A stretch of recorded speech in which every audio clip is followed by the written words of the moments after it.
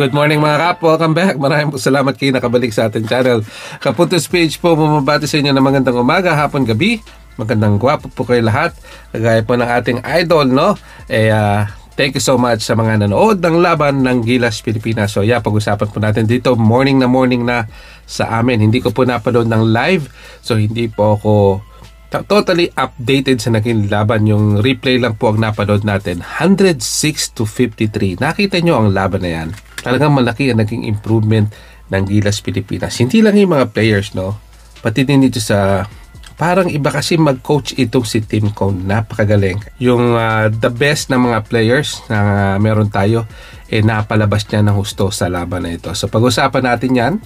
And of course, pag-usapan natin yung susunod na laban nila. Hindi po itong mga susunod na linggo. Sa susunod po sa Latvia naman ang susunod sa Europe. Kaya mabigat-bigat po ang kakaharapin ng Gilas Pilipinas pagdating po dyan. Pero kape muna mula rito sa Chicago. Kailangan natin magkape. Umaga po kasi ngayon dito talaga at isa po sa routine natin yung pagkakape sa umaga. So alam ko bawas-bawas sa kape kaya lang iba talaga no? Yan talaga yung aking energy drink. So 106-53. 53 points po ang lamang, no? At ang top performers po sa laban na to ay walang iba kundi si Justin Brownlee. Yan. Umuntos lang naman siya ng 26 points, 30 rebounds, 5 assists, and 1 steal, and 2 blocks. So talagang kompleto yung stat sheet na ginawa dito ni Justin Brownlee. Also yung player of the game also is Justin Brownlee. Again, 26 points. Kai Sotto, pag-usapan natin, meron siyang 23 minutes, 18 points, 10 rebounds. Another double-double with 3 blocks. Yung efficiency kasi medyo talagang mataas yung kay Brownlee, no? Plus 40. Kumpara dito kay Kai Sotto na plus 29. But again, those two guys, napakasarap panoorin, no? Kaya nga lang, no, itong ating kababayang si Justin Brownlee, hindi ata makakapaglaro sa All-Filipino Conference. So, sabi ni Coach Tim Cone sa interview dyan sa press conference ay baka pumunta ng Japan or sa Middle East or sa Europe. Di natin lang sa maglalaro si Justin Brownlee. But yun yung preparation niya para manatiling malakas yung katawan. This guy, 21 at malaki yung future ng ating Gilas Pilipinas kay KQ, Carl Tamayo, si AJ Edu, batang bata, ano? Ito si Dwight Ramos, talagang bata pa rin yan at malaki talaga yung future. Hopefully makapaglaro po sa Latvia kagaya ng sinabi ni Coach Tim Cone na itong si Junmar Fajardo ay kakailangan natin ng size nila at si AJ Edu. Mabigat po ang Latvia mga kapuntos. 20 games silang naglaro at 2 beses lang silang natalo. So 18-2 ang Latvia at tinalo pa nila itong Spain o ang Espanya. Kaya mabigat po at iba po talaga yung chemistry ng team na yan. Although sa iba-ibang club po sila naglalaro pero iba talaga yung magic na meron ng Latvia. So kakailanganin talaga ng ating Gilas Pilipinas ng talagang lakas at suporta syempre ng ating mga kababayan pagkat yan lang ang paghuhugutan natin this time sa laban na yan. 10 days lang po ang allow na preparation ng Gilas Pilipinas sa laban na yan. Talaga mahihirapan po tayo kung 10 days iba po talaga yung practice sa actual na laban. And of course, Chinese Taipei, itong laban na to, alam naman natin na ako sa isip ko na mananalo ang Gilas sa laban na to. Hindi ko lang alam na magiging katong kalaki kasi mahalos dumikit ang laban nila, no? Nung sila'y kalaban nila ang New Zealand hanggang sa huli ng laban na lumalaban sila, pero dito talagang gulapa na ang mga players nila dahil nahirapan sila sa depensa ng ating Gilas Pilipinas. Isa yan sa nagpahirap sa kanila. At also, sinabi rin ng coach Chinese Taipei na hindi sila naging physical sa laban na to. So, binigyan nila ng maraming room ang ating mga players para i-showcase yung kanilang opensa. So, hindi sila naging physical. Siguro, dapat gawin nila para mahirapan sila makapasok. I think mabata pa rin yung team ng Chinese Taipei. So, they're still learning and growing.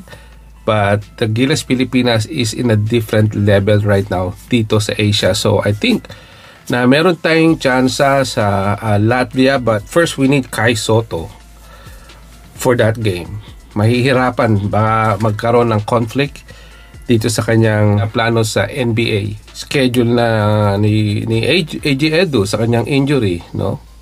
Kasi alam niyo parang naging madalas na tong injury ni AJ Edu, no? Hindi na normal. Of course si Mr. MVP, no, na si Junmar Fajardo, medyo may edad na rin. Kaya hindi natin alamin ang kondisyon ng kanyang katawan. So, malaan natin ang susunod na kabanata. But this time, we enjoyed the moment of our kababayan.